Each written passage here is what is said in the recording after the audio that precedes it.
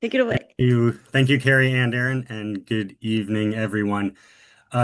This project is called Mapping Beach Topography in the South Puget Sound with an unmanned aerial system before bulkhead removal. And an unmanned aerial system is a technical word for a drone, so I'll just call it a drone from here on out. And this project developed from a couple things. I had already been interested in using a drone to map erosion and accretion on Gooey Duck Beach. And then I learned that there is a current restoration project to remove 220 feet of concrete bulkhead at the north end of Gooey Duck Beach. One third of the coastline in Puget Sound has armoring, and it was originally installed to mitigate erosion and protect infrastructure, but we have now learned that that blocks the continuum from land to sea, and it's better to remove it. The South Puget Sound Salmon Enhancement Group recommended that we remove our bulkhead to enhance salmon habitat. The Center for Climate Action and Sustainability is an evergreen group that has been doing pre-removal surveys and has planned to do post-removal surveys, but nobody had any plans to fly a drone over the study site, so there was an opportunity to contribute to that. And some of the expected changes once it's removed will be increased sediment and logs, increased invertebrate diversity and small fish diversity, and this in turn should benefit salmon habitat. Drones have been applied to coastal research across the world. They can help by producing digital terrain models to measure beach profiles, and aerial photographs can be tied together to make orthomosaics and detailed maps of the beach. Drones can help with some field challenges like mud and erosion and vegetation that could hinder traditional on-the-ground surveys, but drones are limited by wind and rain. Some attributes that drones can measure are beach profile, erosion and accretion, rack presence and location, logs and boulder movement, and invasive species. So the goals of this project were to make the most detailed map of the beach and bluff I could without the interference of the tree canopy. I wanted to create a digital terrain model that could be used to map beach profiles. I wanted to repeat the survey to capture variability, so I repeated it over 6 months. And in order to turn this into a research question, I was experimenting with flight parameters as a variable to produce the finest resolution possible. Other authors have experimented with flight parameters such as camera angle, altitude, image overlap, ground control points, and weather. I found camera angle to be the most intriguing for further research because I thought there were gaps in the knowledge on how camera angle affects resolution. The gaps I found are inconsistent numbers of photos in comparison batches was really the biggest one. Previous studies had combined different batches of photos shot at different angles, but the result was they had photo batches with twice as many photos. And I found that to be a confounding variable because if you give the software twice as many photos, it has twice as much data to process. So the map was probably more detailed because of that. And I don't think they could attribute it necessarily to camera angle. I did not find any studies that repeated their trials routinely. Most other studies just did one map compared to one other map, and then using combinations of up to four oblique angles, I wanted to try too. Before I get into my research questions, just a quick note on resolution. So maps like other data have varying degrees of accuracy and precision. And when I talk about resolution, I'm talking about the precision, basically how detailed the map is. This can be affected by sensor quality and flight parameters. So on one hand, you could attach a more expensive camera to the drone, but this project was really trying to look at how detailed a map I could get with what is the Mavic DJI Mavic 3 Classic. It's a fairly cheap drone, relatively. Um, so ground sample distance is a measure of precision, and this is measured in centimeters per pixel. So that's the metric I'll be using. And generally, drone flights producing 1 to 5 centimeters have been shown to be completely sufficient for most restoration projects. Root mean square error, on the other hand, is a measure of accuracy and um, It has been shown that, sub-meter is more than sufficient for most restoration projects. So the research questions I came up with are: to what extent do complex combinations of three or more camera angles significantly improve the ground sample distance and root mean square error in an orthomosaic? How consistent is the ground sample distance and root mean square error when repeat sampling is applied to the same study site across 6 months?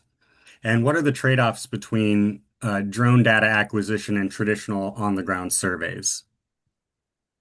The study site I already mentioned is Duck Beach, but here it is on a map. The green polygon is Evergreen Campus. Duck Beach is outlined in blue, and the study site is at the northern end of Duck Beach, where the orange dot is.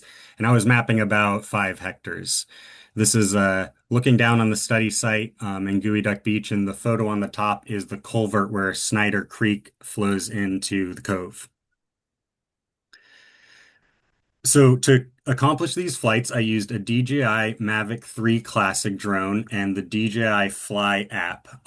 All the flight parameters were consistent. I flew at 40 meters per second, an altitude of 40 meters, or the speed was 4 meters a second, altitude was 40 meters. Photo frequency was taking a photo every 2 seconds. On this map to the right there, the orange line is the route that the drone flew, and blue dots are where a photo was taken. And then I flew this flight 4 times every time I went out, changing the angle of the camera every time to get photo batches shot at different angles. These are the dates of when I went out, and it's correlated to the lowest low tides of the month, so that the maximum amount of beach was exposed.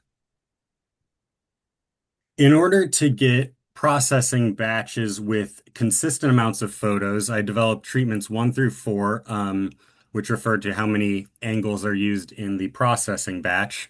So treatment 1, using 45 degrees only, an unaltered photo batch with 104 photos total. And then treatment 2, in order to retain consistency, I took every other photo from the batch shot at 45 degrees and every other photo from the batch shot at 75 for a processing batch with the same total number of photos. And then for treatments 3 and 4, likewise, I took every third photo and then every fourth photo to again, more or less get the same total number of photos.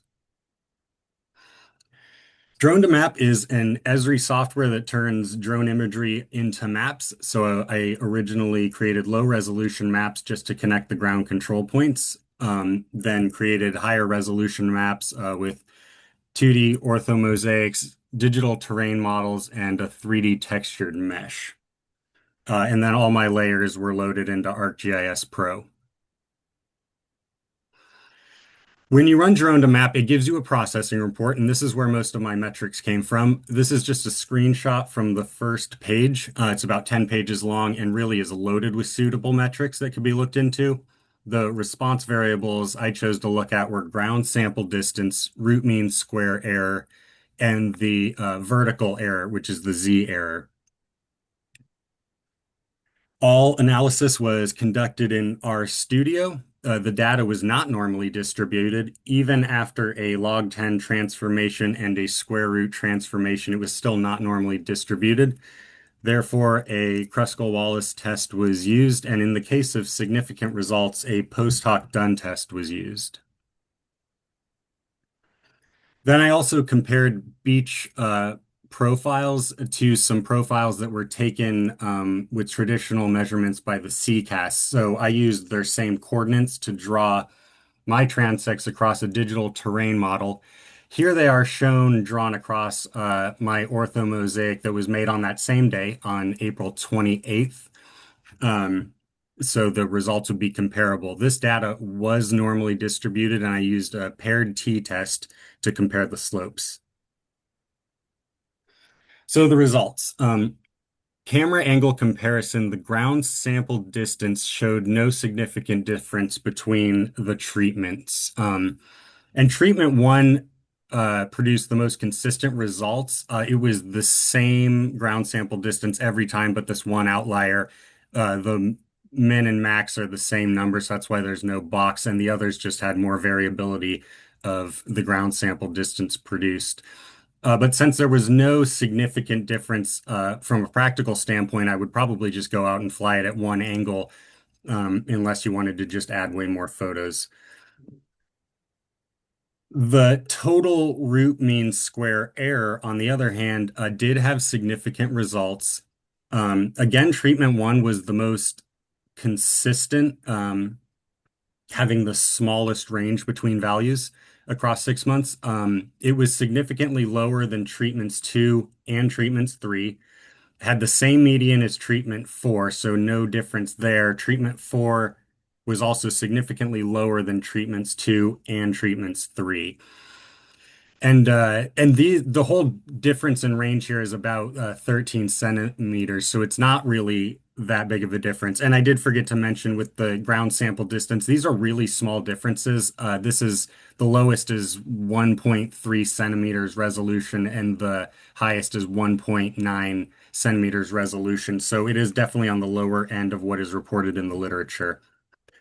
The Z root mean square error showed no significant difference, and here on the charts you can see it really kind of just produced more or less the same results every time. On the bottom here are some screenshots of the 3D textured mesh. You can see in the center there's the bulkhead. It is covered in ivy. There's a ground control point on it, but I was pleased with how detailed the 3D textured mesh came out. I thought it captured the transition from beach to bluff quite well. Um, then the results for the beach methods comparison showed no significant difference between the beach slope measured with the digital terrain model and the traditional measurements as collected by the CCAS. And this is a good thing because it means that the drone didn't over or underestimate the slope. So this map is my digital terrain model, again from April 28th. And this is showing slope. So this is not showing elevation. Darker is steeper and lighter is less steep. So on the top, there's a bluff here, which is higher up, but it's also flatter. It picked up Snyder Creek fairly well. There's an area of accretion. And it did pick up this wall where the culvert of Snyder Creek comes into the cove. The reason it didn't pick up the bulkhead as a vertical surface, I think, is because the bulkhead is covered in ivy, so that kind of just muted the vertical surface there. And in conclusion, the camera angle, when you control for photos, diversifying the camera angle did not seem to improve the resolution or the accuracy. Higher resolution will likely always be tied to higher processing times and higher storage demands. This project has shown that even a modest drone program can add a lot of valuable data to traditional surveys, and the resolutions achieved in this project are sufficient for measuring beach profiles. Thank you. Any questions?